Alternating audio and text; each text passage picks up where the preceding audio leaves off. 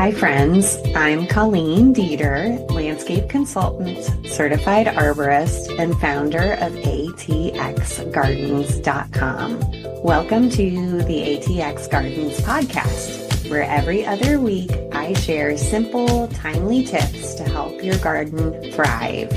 Whether you're a seasoned green thumb or just getting started, you'll learn exactly what to do in your Central Texas garden right now. If you're watching on YouTube, don't forget to like and subscribe and find even more gardening resources at atxgardens.com. Hey there, gardening friends. Thanks for joining me today for episode 6 of the ATX Gardens podcast, which will air on November 27th, 2025. I'm Colleen Dieter, a landscape consultant at atxgardens.com. Today's episode is all about what to do in the first half of December. But before we get to our gardening to-do list, this episode is sponsored by my landscape consulting business, atxgardens.com. I help my customers by alleviating their anxieties about their yards. This week, I met with Annika in Crestview. She wants to turn her suburban lawn into a pollinator garden full of plants that will attract butterflies and bees. I gave her advice about how to get started by killing her lawn using the sheet mulching method.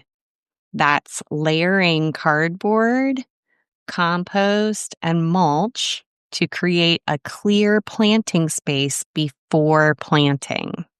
We also discussed which plants would work in her yard, like mist flowers and desert willow, and I explained how tree planting will help tie the whole landscape together.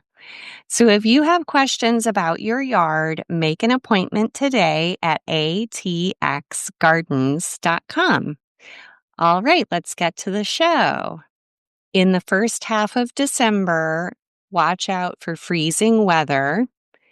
Learn more by listening to my last episode where I go in depth about how to prepare citrus, tropicals, vegetables, and other sensitive plants for cold weather. Remember that most native plants in the landscape do not need any special care during freezing weather. It's just the tropicals and sensitive plants that aren't native to areas with freezing weather. With the rains we had at the beginning of November, I'm noticing my first crop of winter weeds are starting to sprout now. And the key to success with winter weeds is identifying the seedlings and learning what they look like when they're small. So the number one mistake that people make is removing wildflower seedlings. Okay, so if you planted wildflowers or you're in a new house and you're not sure what all is coming up, try to identify the seedlings. Native American Seed Company, there'll be a link in the show notes to their website. On their website and in their catalog, they have photos of what the seedlings look like when they're first coming up. Some winter weeds can be considered wildflowers, and it's up to you to decide which plants you want to keep in your yard and which ones you want to remove based on your personal gardening philosophy. For example, there's a common winter weed called henbit that comes up in my yard every winter. The botanical name is Lamium amplexicauliole. I love henbit, and I choose to keep most of it in my yard because it's edible and it benefits bees. I also keep dandelions. The botanical name for dandelions is Pterocaxum officinale for all the same reasons. They're edible and they're really good for bees. There's just not enough hours in the day to pull every weed that comes up in my yard, so I decide to purposely keep some of them. There are native plant enthusiasts who would not keep henbit and dandelions in their yards because they're not native plants and they do not benefit native animals as much as native plants would. On the other hand, there's a winter weed called hedge parsley, and the botanical name for that one is Torillus arvensis, and it's also known as the sock destroyer. And this plant starts out as a seedling looking like a little tiny carrot seedling, and then it grows throughout the winter, and in the early spring it will bloom with really beautiful white flowers. But then the white flowers turn into burrs where the seeds are, and they get stuck in your clothes and in your hair. And if you have pets, they get stuck in pet hair, and they're a real nuisance.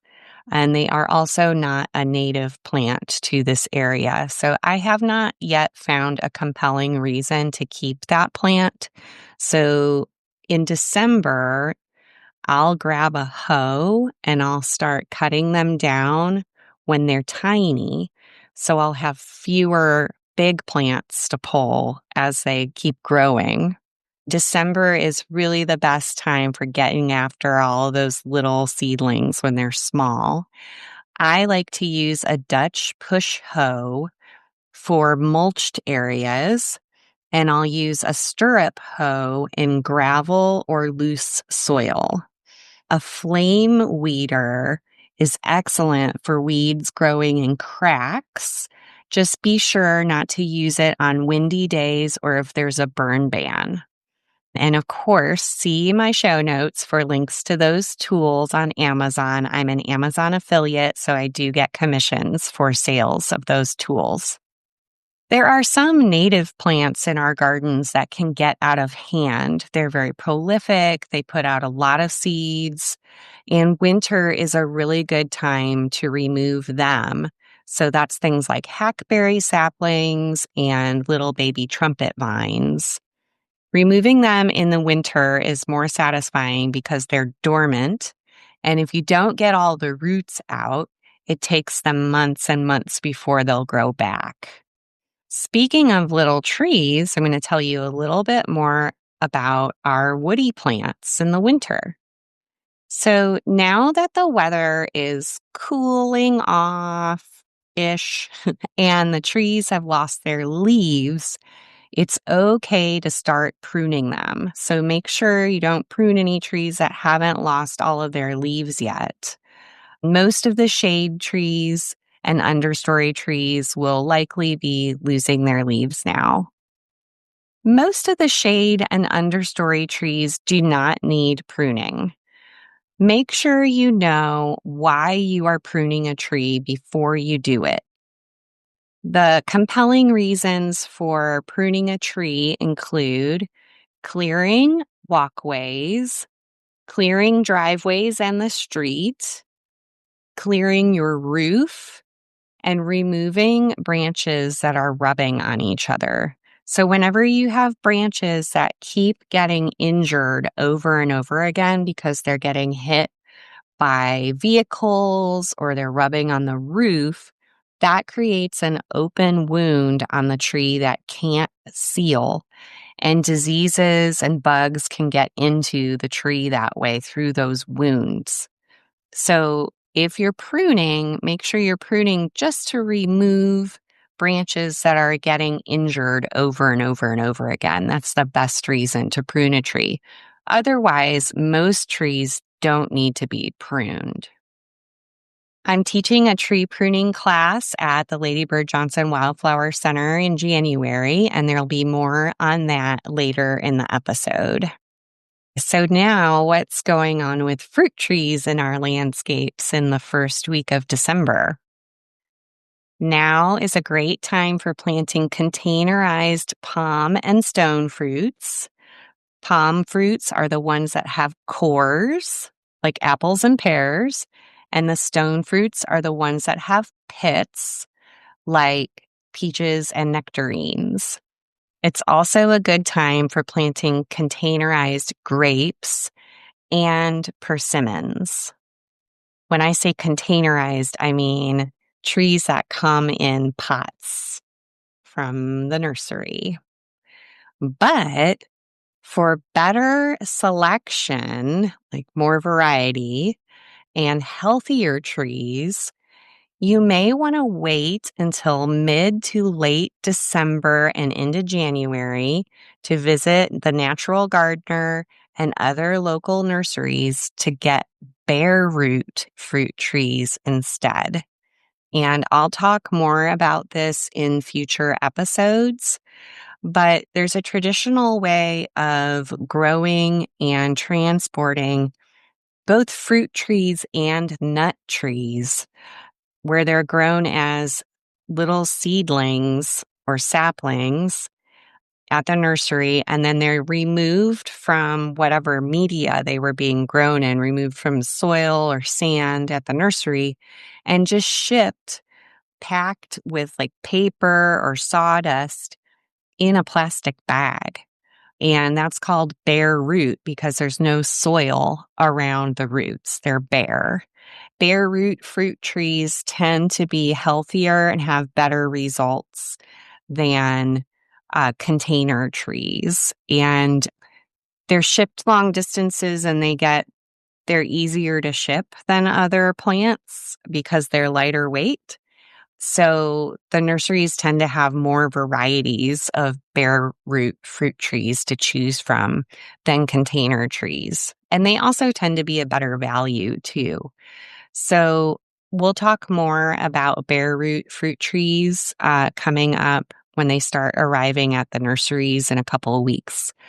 So you may want to make room for some bare root fruit trees in your landscape or hold out for bare root fruit trees instead of containers.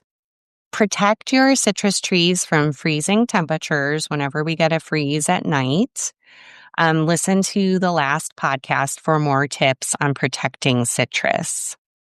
For palm fruits and stone fruits, when they drop most of their leaves, spray them with a copper fungicide to control bacterial, canker, and fungal diseases. Bordeaux mix is also a classic organic choice for spraying dormant trees to prevent fungal and bacterial diseases. Also consider spraying with a probiotic like compost tea or serenade, and we'll have links to those products in the show notes. And now we're ready for our middle of the show sponsor break. Hey y'all, this is Colleen Dieter with atxgardens.com. You know I give plenty of gardening advice on my podcast, but there's nothing like meeting in person to get the best information for your plants and landscape. And that's what I can do for you. Visit atxgardens.com. As a certified arborist and professional gardener, I've been giving advice to do-it-yourselfers for over 20 years. I help my customers by alleviating their anxieties about their yards. Visit atxgardens.com to book a consultation with me. During the consultation, we'll walk through your yard together and answer all of your questions. Also at atxgardens.com, you can shop Colleen's favorite things. That's gardening apparel, tools, and books that I often mention during the podcast. From trees to vegetables to wildflowers, I'm here to help. Make an appointment at atxgardens.com. Okay, now we're going to talk a little bit about perennials and bulbs. And there's really not much to do right now with perennials and bulbs. It's really not time for planting, dividing, or transplanting any warm season perennials. Wait until early spring for that. The cool season perennials like yarrow, columbines, and spiderworts could all be planted now. So get to that because they are not sensitive to freezing weather. You may have some perennials in your yard that look kind of shabby now, where they might have powdery mildew disease, or they're just really the hot season perennials that are really winding down and they're done making seeds and everything. They may start looking really shabby. For example, I have 4 o'clocks in my yard and they're just looking really, really pitiful. I went ahead and cut them down.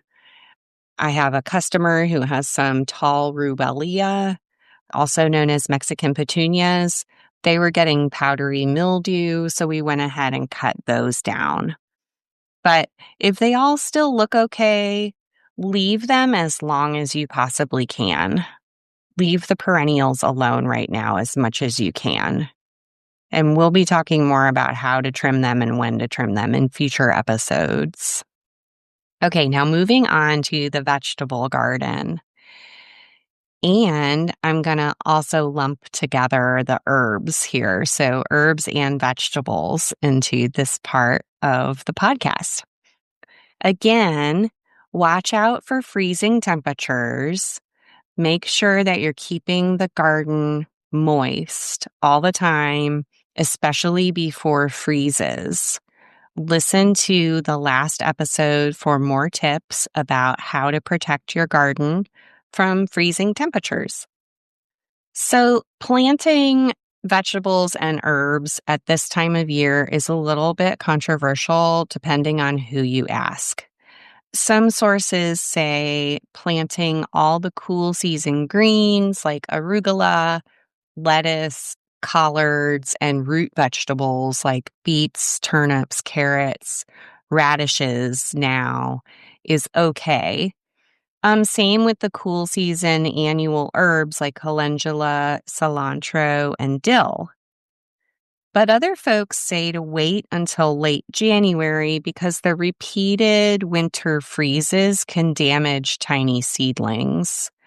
It depends on your risk tolerance. Planting from seeds on a warm day is pretty easy, and you can get free seeds at the local seed libraries or at seed swaps, or maybe you have extra leftover commercial seeds anyway.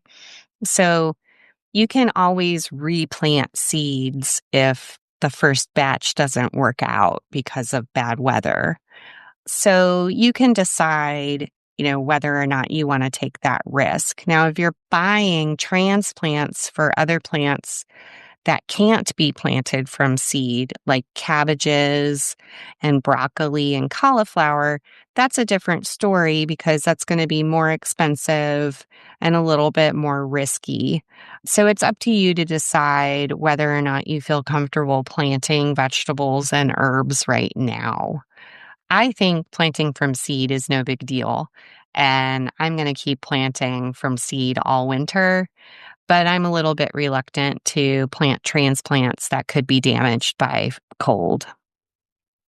Perennial herbs like oregano, thyme, rosemary, those I think you should wait until spring to plant those because they're very cold sensitive for the most part and they may not get established enough before a hard freeze and that can kill them.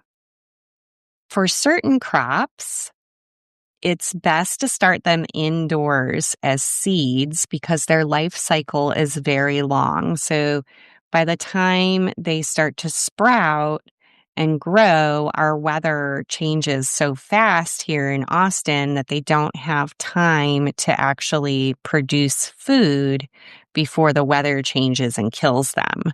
An example of that are tomatoes and peppers. So a lot of gardeners choose to start their own tomatoes and peppers indoors because there's some advantages. When you start your own seeds indoors, You get more plants for less money, and you can grow certain special varieties that you can't buy as transplants from the nursery. So there may be a particular kind of hot pepper that you really like that you might not be able to find at the nursery.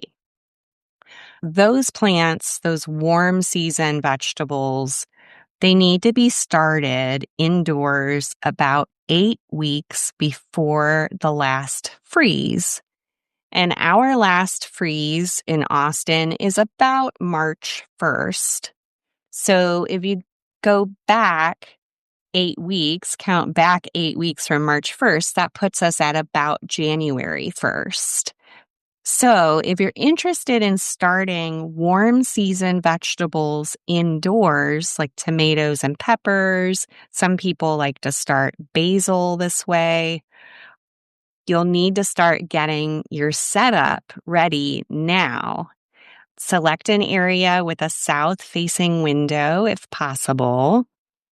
Some equipment like heating pads that go under your soil containers help make the soil warmer so that the seeds will sprout faster. Grow lights can help. You'll need trays and pots, things to start the plants in, and you'll need a propagation mix to use to start the seeds. Propagation soil mix.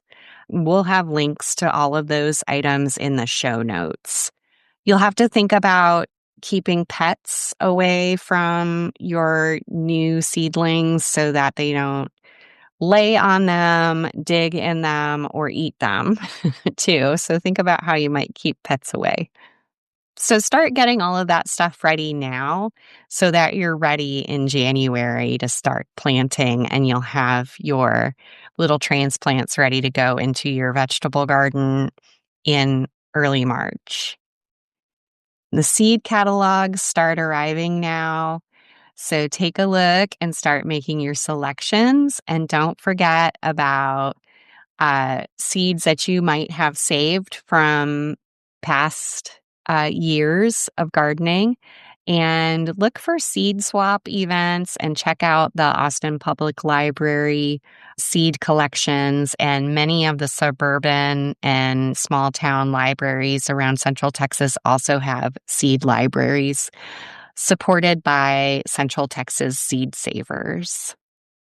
Now, I'm going to give you some winter advice about turf grass lawns.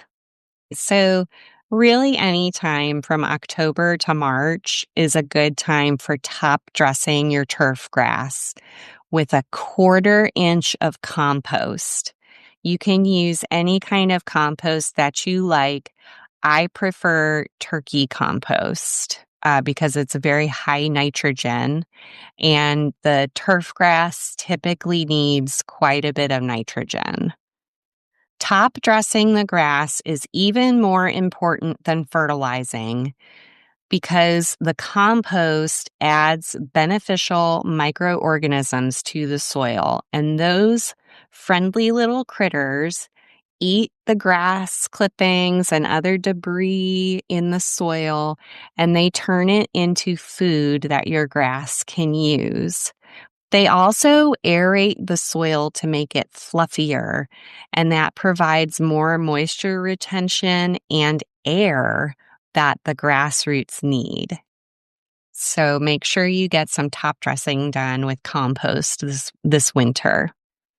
Okay, in the winter, leave the grass blades tall. Do not mow the grass except to grind up tree leaves that fall on top of it and to cut down any weeds that you might need to cut down that come up in the winter, okay? Do not mow the grass low in the fall or winter. That only exposes the sensitive parts of the grass to cold weather, which stresses it, and it leaves open spaces for weeds to grow. Okay. During the winter, get your mower serviced. Make sure the gas is drained out of it. Old gas can turn into gel and will clog up your engine. It's important that your mower blade is sharp to ensure the turf is getting a clean cut on each blade instead of a jagged wound that does not heal well. December is a great time to start the design process for removing lawn and replacing it with trees, perennials, and other beneficial plants. Make an appointment with me to learn how to reduce the amount of turf grass that you have on your property at atxgardens.com. Now, what about wildflowers in the wintertime? Now, you should be seeing some of your wildflowers starting to sprout a little bit because we did get a little bit of rain in November. So you may start seeing some bluebonnets and lemon horsemint and your, the pink evening primrose coming up. And that's really exciting. And don't worry if you don't see them yet. It's still a little bit early, but start looking for the seedlings if you planted wildflowers. And you can also plant small transplants right now of wildflowers. And sometimes the nurseries will carry little bluebonnets, firewheels, and stuff like that in 6-packs or in little 4-inch pots. So it's a really good time to look for those at the nursery and add those to your wildflower display. So I have some upcoming events. You can save the date for January 17th at 9:30. I'll be teaching a tree pruning class at the Lady Bird Johnson Wildflower Center. And on January 31st, also at 9:30, I'll be teaching a winter maintenance class at the Lady Bird Johnson Wildflower Center. Now, these have not been posted on the Wildflower Center website yet, so they are not open for registration yet, but I will let you know when they are. And consider signing up for the Wildflower Center newsletter, and then you'll get updates about when they get posted. And of course, also you can sign up for my newsletter at atxgardens.com, and I'll let you know when those classes get posted and you can register for them. And I'll revisit that in future episodes too. That wraps up today's episode. Don't forget to check the show notes for links to the tools, plants, and events I mentioned. And if you're enjoying the podcast, please share it with a fellow gardener. It really helps more Central Texans find the show. I'll see you next time. Thanks for listening to the ATX Gardens podcast. If you found this episode helpful, please follow, rate, and share it with your fellow Central Texas gardeners. For show notes, tools, and to book a consultation, visit atxgardens.com. Happy gardening, and I'll see you next time.